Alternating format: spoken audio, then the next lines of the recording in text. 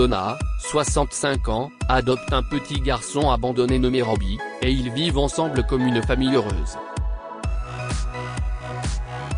Leur vie paisible est bouleversée lorsque la mère biologique de Robbie se présente à leur porte 13 ans plus tard. Donna, veuve de 65 ans et propriétaire d'un charmant magasin de puériculture à Pittsburgh, venait de terminer une autre journée agréable à rendre ses clients heureux. Le temps se gâtait et Donna entendait au loin un grondement de tonnerre. Elle a donc décidé de rentrer chez elle en début de soirée. Alors qu'elle fermait son magasin et se retournait pour appeler un taxi, quelque chose a attiré son attention et elle s'est arrêtée net. Un enfant solitaire errait dans la rue animé, une sucette rouge vif à la main. Donna a regardé attentivement et a reconnu le petit. « Je connais ce petit garçon. Il est venu dans mon magasin avec sa mère ce matin. Mais où est sa maman? Qu'est-ce ce qu'il fait tout seul dans la rue ?» s'est demandé Donna en s'approchant du bambin.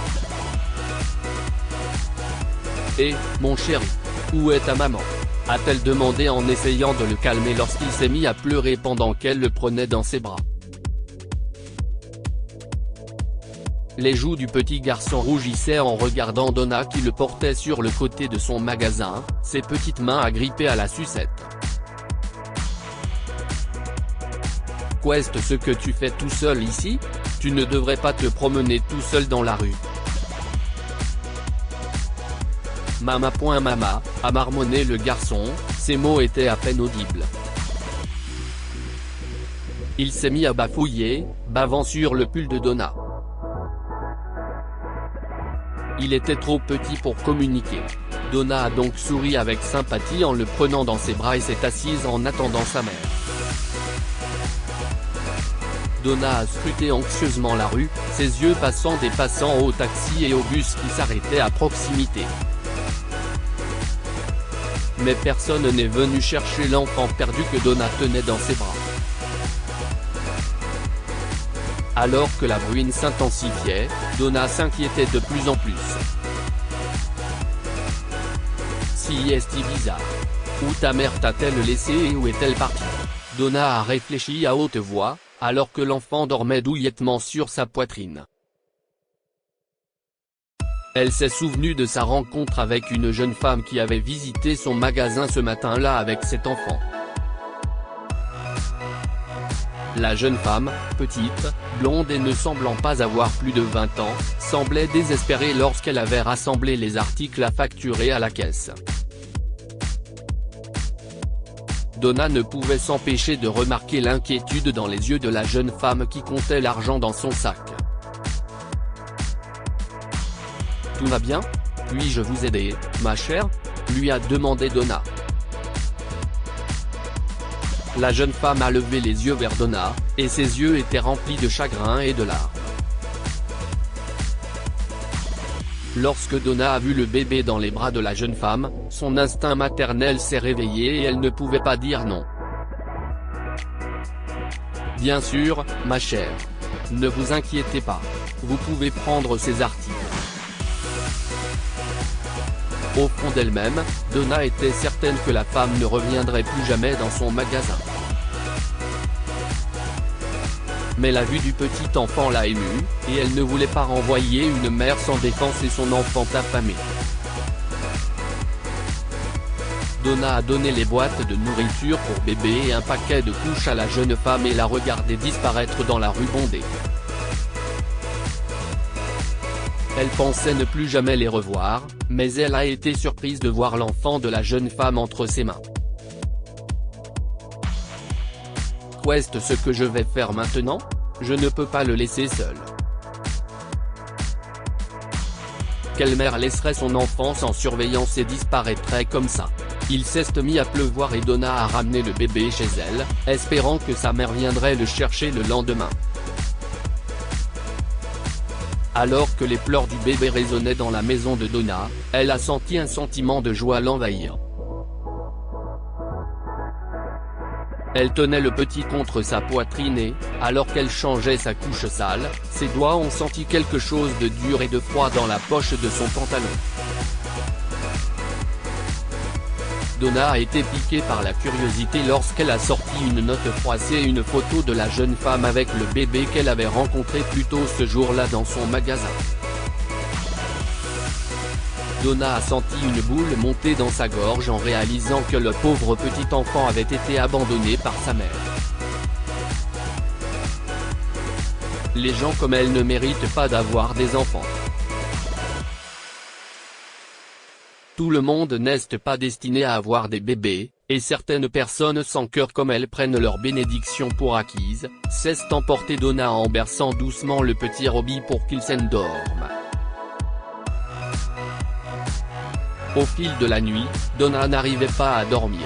Elle restait éveillée et regardait l'enfant s'endormir paisiblement à côté d'elle, et elle avait l'impression que sa présence avait comblé un vide dans sa vie. Donna avait toujours rêvé d'avoir un bébé à elle. Mais la vie n'a pas été tendre avec elle. Elle est devenue stérile et la mort de son mari, 2 ans seulement après leur mariage, l'a laissée seule et dévastée. Donna a accepté le fait que la maternité n'était pas faite pour elle, mais elle a changé Davis lorsqu'elle a trouvé le petit Robbie. Donna était convaincue que la mère du bébé ne reviendrait jamais et ne pouvait se résoudre à l'abandonner. À 65 ans, elle a donc décidé d'adopter Robbie, tout en sachant qu'il ne serait pas facile d'élever un enfant seul à son âge. Donna a fini par obtenir la garde du petit garçon, et ils sont devenus une petite famille heureuse. Malgré l'épuisement, Donna était heureuse de se réveiller à toute heure de la nuit pour s'occuper de son fils.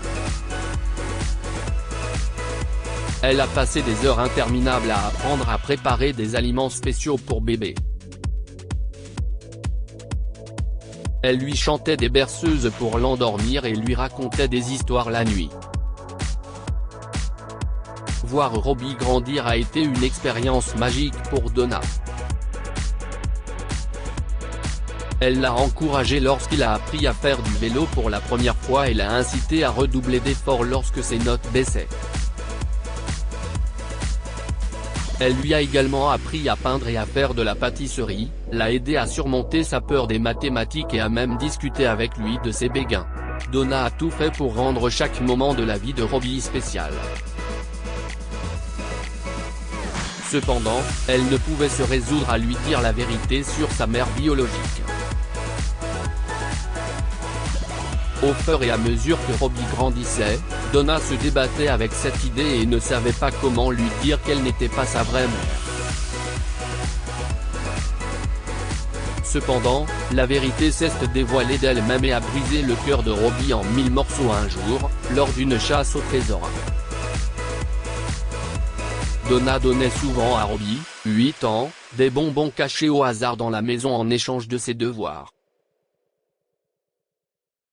Ce qui avait commencé comme une mission amusante s'est transformé en choc pour Robbie lorsqu'il a fouillé dans un tiroir de l'armoire de sa mère et qu'il a trouvé la photo de sa mère biologique et un mot. « Je suis désolé, mon chéri. Je ne voulais pas te le cacher », a dit Donna à Robbie lorsqu'il lui a montré la lettre et la photo. « Je ne te cacherai jamais rien. Et j'attendais juste le bon moment pour tout te dire. Je t'aime, chérie. Tu es ma vie et j'avais peur de te perdre. Si est bon. On peut surmonter ça, d'accord? Tu es mon fils, et rien ne changera cela.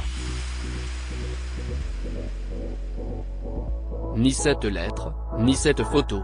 Tu seras toujours mon fils, et je serai ta mère. Le cœur tendre de Robbie refusait d'accepter la révélation ou de supporter le choc. Mais avec le temps, il s'est calmé. Son amour pour Donna n'a jamais changé, et il la considérait toujours comme sa mère. Cependant, il s'était donné pour mission secrète de retrouver sa mère biologique lorsqu'il serait plus âgé et de lui demander pourquoi elle l'avait abandonné. Robbie a accroché la photo et la lettre au mur, au-dessus de son lit, pour se rappeler de cette mission. Les années passaient et Robbie avait 15 ans lorsque Donna a pris sa retraite.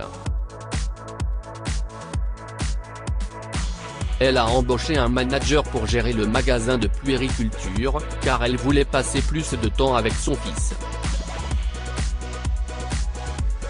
Rien n'avait changé entre eux au fil des ans, et tout semblait aller pour le mieux jusqu'à ce que Donna entende la sonnette d'entrée un après-midi. Son cœur a fait un bond lorsqu'elle a ouvert la porte, car elle avait vu le visage en face d'elle plus d'1 million de fois au-dessus du lit de son fils. Elle n'avait jamais attendu ce moment et n'était pas préparée à rencontrer la mère biologique de Robbie sur le pas de sa porte. Pendant quelques instants, les deux femmes sont restées silencieuses, se regardant dans les yeux. Qu'est-ce ce qui vous amène ici ? Donna a rompu le silence inquiétant qui régnait entre elles. Je suis venue voir mon fils, a répondu la femme. Je sais ce que vous pensez, Madame Frank. S'il vous plaît, je peux tout expliquer. Puis-je entrer, s'il vous plaît ? Où est mon fils Robbie ? Je veux le voir. Vous avez 5 minutes pour me dire ce que vous voulez et partir, a dit Donna en conduisant la femme à l'intérieur. Vous avez perdu la tête ? Vous croyez que vous pouvez l'abandonner dans la rue et venir le voir quand vous voulez ? Robbie n'est pas un jouet.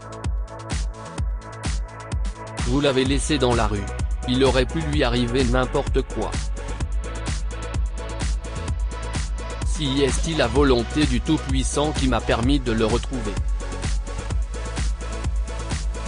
Est-ce que vous savez au moins dans quel danger vous l'avez mis en le laissant sur la route comme ça ?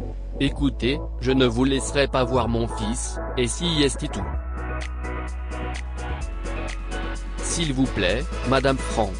Je veux voir Robbie. Je sais que ce que j'ai fait est vraiment mal. Je suis désolé et je vous suis très reconnaissante d'avoir élevé mon fils. S'il vous plaît, juste une fois. Tout ce que je demande, si est une seule rencontre, et je lui laisserai le soin de décider. Décider quoi ? Robbie n'est pas votre fils, d'accord ? Il n'est plus votre fils. Si est mon fils. Je vous montrerai les documents si vous voulez. Je suis sa mère et je veux que vous partez tout de suite, s'est emportée Donna. Je comprends, Madame Frank. Mais il est assez grand pour décider s'il veut me parler ou non. Je suis sa mère. Je l'ai mis au monde et il me revient de droit. Je reconnais que je l'ai quitté, mais cela ne changera rien au fait que je suis sa mère. Écoutez, je veux juste le voir, d'accord ? D'accord. Je parlerai à Robbie quand il rentrera à la maison. Laissez-moi votre numéro et je vous appellerai. Maintenant, partez, a dit Donna en montrant la porte à la femme. Ses mains ont tremblé et son cœur s'est serré lorsqu'elle a fermé la porte et a regardé la femme disparaître par le portail. Lorsque Robbie est rentré de l'école, Donna ne l'a pas informé de la visite de sa mère biologique et lui a fait la surprise de lui offrir 2 billets d'avion pour Londres. Nous partons pour Londres ? Maman, tu es sérieuse ? S'est-il réjoui en voyant les billets d'avion sur la table à manger. Oui, mon chéri. Tu m'as dit que tu voulais partir en vacances à Londres. Tes vacances d'été commencent demain, et j'avais déjà planifié le voyage pour te faire une surprise. Maman, je t'aime tellement. Tu es la meilleure maman du monde. Merci beaucoup. Je vais commencer à faire mes valises. Et quand partons-nous? Demain soir, a répondu Donna en forçant un sourire. Au fond d'elle-même, sa conscience commençait à la piquer de ne pas avoir dit à Robbie que sa mère était venue le voir. Le lendemain matin, après que son fils est parti rejoindre ses amis, Donna a téléphoné à sa mère biologique pour lui dire que Robbie ne souhaitait pas la rencontrer ni lui parler. Robbie m'a dit qu'il n'avait qu'une seule mère, et que c'était moi, a déclaré Donna à la femme. Il n'a pas envie de vous rencontrer. Écoutez, je lui ai parlé de vous, d'accord? Mais je ne peux rien faire si Robbie ne veut pas vous parler. Vous êtes folle? Voulez-vous continuer à lui faire du mal encore et encore? Vous avez déjà fait assez de dégâts dans sa vie. Arrêtez ça et ne vous approchez plus de mon fils. Il ne veut même pas parler de vous, s'est emporté Donna avant de raccrocher. Elle s'est envolée pour Londres avec Robbie le soir même, et ils ont passé 2 mois de vacances merveilleuses. Cependant, à Pittsburgh, la mère biologique de Robbie attendait avec impatience son arrivée pour le rencontrer. Robbie s'est vanté de ses vacances à ses amis lorsqu'il est sorti de l'école le premier jour après les vacances d'été. Madame Tussaud était géniale, les gars. Vous voyez cette photo? J'ai rencontré cette fille à Tower Bridge. Elle est mignonne, n'est-ce pas? Elle m'envoie des textos tous les jours. Et vous savez quoi? Maman m'a dit qu'on irait en vacances à Paris l'année prochaine. Alors que Robbie s'apprêtait à rouler à vélo, il a aperçu une femme qui lui faisait signe. Il l'a reconnue vaguement comme une étrangère qui s'attardait souvent devant le portail de l'école. Il l'avait souvent vue, mais n'y avait jamais prêté attention. Cependant, lorsque la femme s'est rapprochée, Robbie s'est figé sur place, incapable de détourner son regard de son visage. Soudain, il a réalisé où il avait vu ce visage. Ma mère? Robbie a sursauté, stupéfait de réaliser que la femme qui se tenait devant lui était la même personne que sur la photo accrochée sur le mur de sa chambre depuis des années.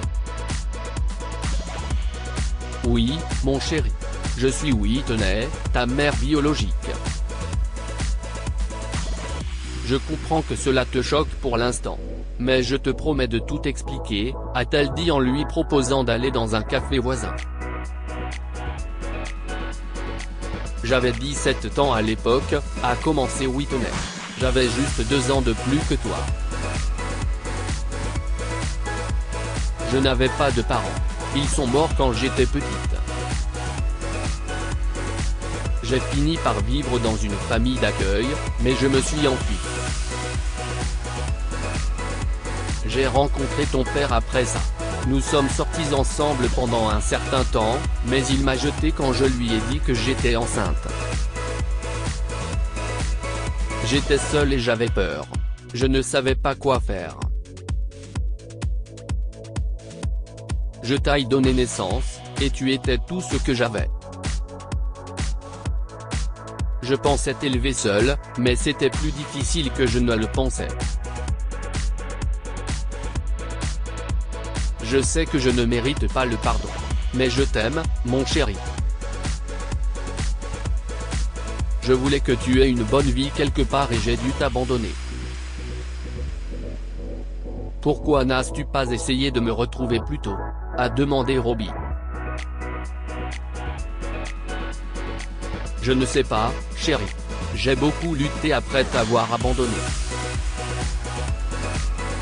J'ai travaillé à temps partiel, j'ai suivi des cours de stylisme et je suis allé de l'avant. Pendant longtemps, j'ai eu peur que tu me rejettes. mais il y a quelques mois, mon ami a perdu son fils unique, et cela m'a fait comprendre que je devais te retrouver, a révélé Whitney après une longue pause. J'ai rencontré Madame Frank il y a 2 mois et je lui ai dit que je voulais te voir. Je lui ai même donné mon numéro, mais elle m'a dit que tu ne voulais pas me parler ou me voir.